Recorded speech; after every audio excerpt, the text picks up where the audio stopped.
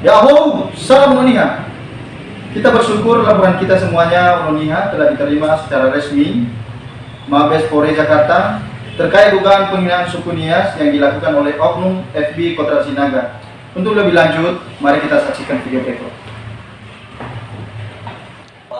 Warga Nias dimanapun berada dan khususnya dari Kota Batam, pada saat ini saya posisi di Jakarta dan nama saya Thomas Jefferson Lature.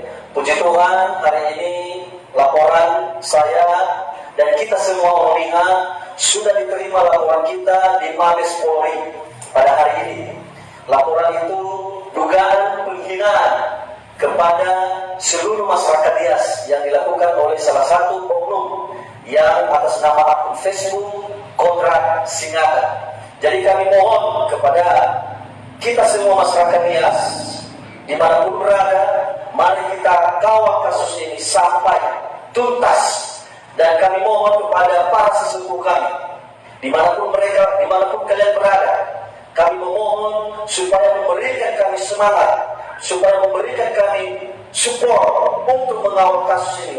Ayo mari kita bergandengan tangan melawan penindasan dan penghinaan terhadap suku Nias. Demikian yang bisa saya sampaikan, dan di sini juga ada pengacara atau penasihat hukum saya, dan saya kembalikan kepada penasihat hukum saya. Terima kasih.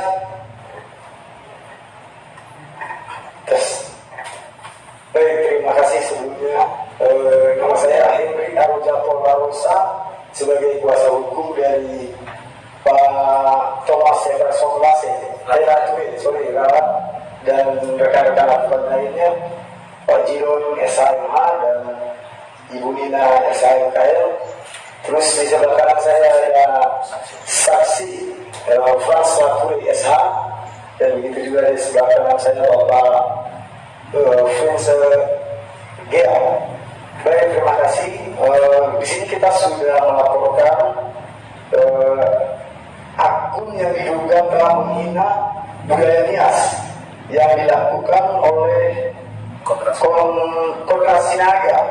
Ini ada LP dengan nomor LP polisi nomor LP garing B garing 0634 garing X garing 2021 garing SPKT garing Bareskrim Polri tertanggal 21 Oktober 2021.